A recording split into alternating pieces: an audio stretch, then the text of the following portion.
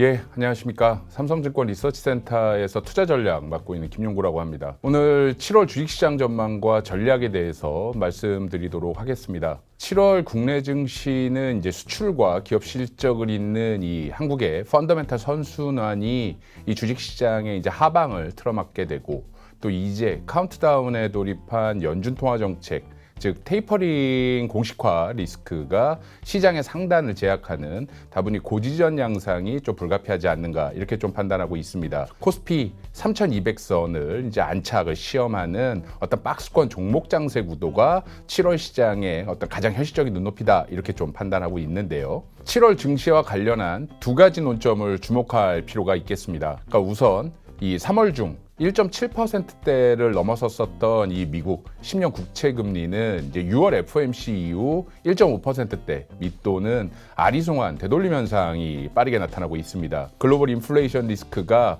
5월 기점으로 이제 정점 통과한다라는 시장 내 인식이 확산되고 있고, 또 6월 FOMC로 확인됐었던 이 미국 연준의 이 정책 측면에서의 어떤 신중론의 어떤 결합이 이 물가와 그리고 장기 금리 상승 압력에 대한 이 평가 절하를 경유해서 장단기 금리 스프레드, 일드 커브의 하락 전환으로 이어지고 있다라고 볼 수가 있겠는데요. 최근 1년의 어떤 이 성장주들의 반격 역시도 관련 맥락에서 이해가 가능할 것으로 판단합니다. 시장은 이제 언제나 옳다라는 점을 상기를 해본다면, 시장 초점은 이 8월 잭슨홀 미팅을 통해서 연준이 테이퍼링 공식화에 나서는 실제 그 액션 시점까지 이 골디락스와 방법 다르지 않는 이 글로벌 정책이라든지 금융 환경에 좀 집중할 공산이 크지 않는가, 이렇게 좀 판단하겠는데요. 특히 파죽지세의 상승세에 이어왔었던 인플레이션의 어떤 증시 영향은 이제 그간의 어떤 통제 불가의 어떤 단기 노이즈 양상에서 실물 경제가 또 세상이 제자리를 찾아가는 데 과정에서 수반되는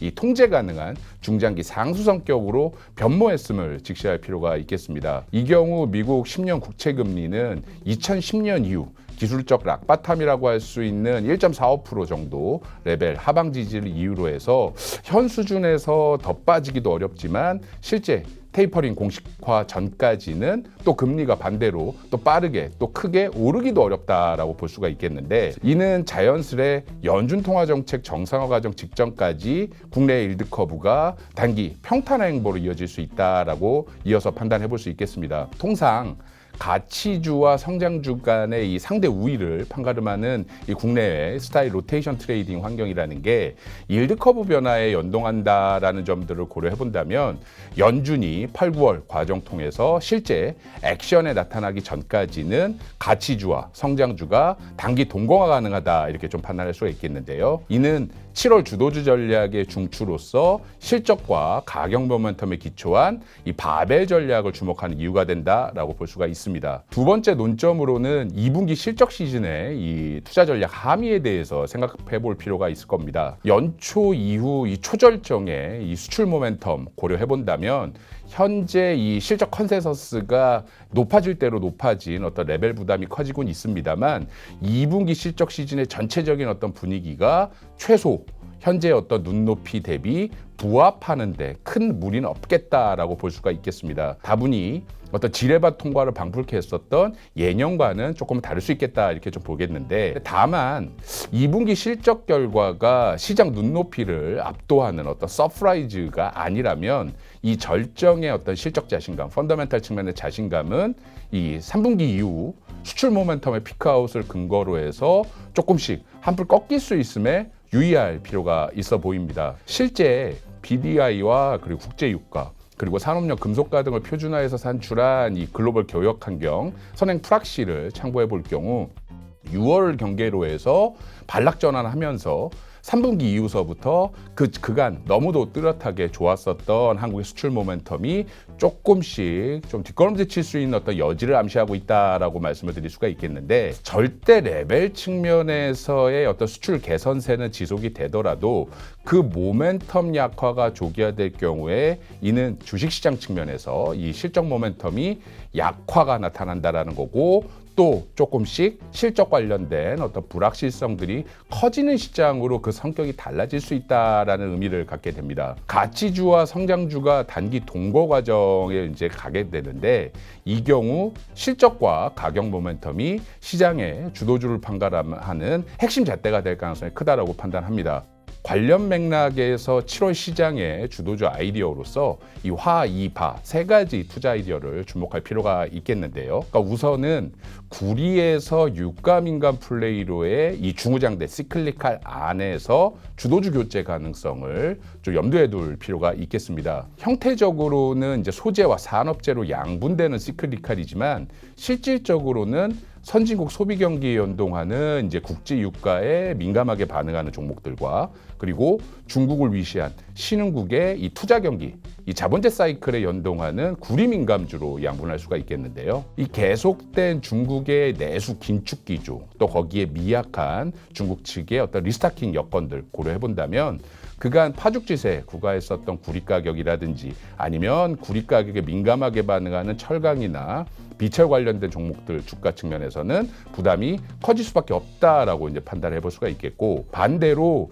주요국들 리오프닝 경제 정상화에 따라서 OECD 중심으로 해서 원유 수요가 증가하고 있고, 또 산유국들 증산이 제한됨에 따라서 하반기 국제 유가가 상승할 가능성이 좀 높다라는 여지를 좀 주목을 할 수가 있겠는데, 이는 우리 시장 안에서 화학과 정유, 그리고 조선, 그리고 피팅 대표주로의 이 시클리칼 안에서의 어떤 압축 대응 내지는 옥석 가리기에 어떤 전략적인 필요성을 좀 역설한다, 이렇게 좀 말씀드릴 수가 있겠습니다. 두 번째로는 이 자동차와 2차 전지로 구성되는 EV 모빌리티 대표주 역시 이 7월 시장에 핵심 투자 아이디어가 된다라는 말씀을 드릴 수가 있겠는데, 미국을 위시한 선진국 소비 경기의 이 탄력적인 회복은 최근 한국 자동차의 어떤 수출 활황과 관련주 실적 개선으로 이어지고 있습니다. 더불어서 코스피 대비 자동차 업종의 월평균 상대 수익률을 체크를 해보면 3분기 중에서는 자동차가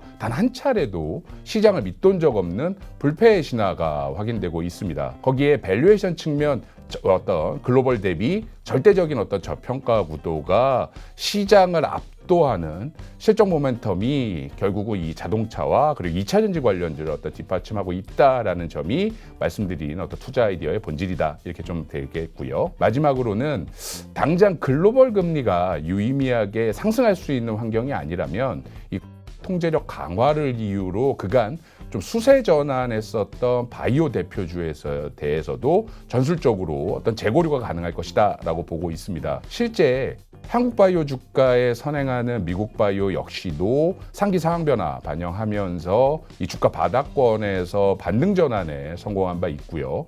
또 업종 트레이딩 모델 상으로도 좀 기술적, 통계적으로도 체크를 해보면 바이오 주가의 바닥 반등 시그널들이 최근 출현됨에 따라서 어떤 주가의 어떤 괄목상대 여지를 암시하고 있다, 이렇게 좀 말씀드릴 수가 있겠습니다. 거기에 최근 정부 역시도 이 차세대 mRNA 백신 플랫폼 기술 컨소시엄 만들면서 관련 대표 기업들 또 기술 개발을 적극 지원하고 나서고 있는데, 정부 정책에 맞서지 말라는 어떤 증시 격언이 현 시점에서 바이오를 또다시 한번 챙겨볼 수 있는 주요한 이유가 된다, 이렇게 좀 평가할 수 있겠습니다. 이상의 이제 논의 종합해서 7월에 이 삼성 탑10 픽스를 선정을 했습니다.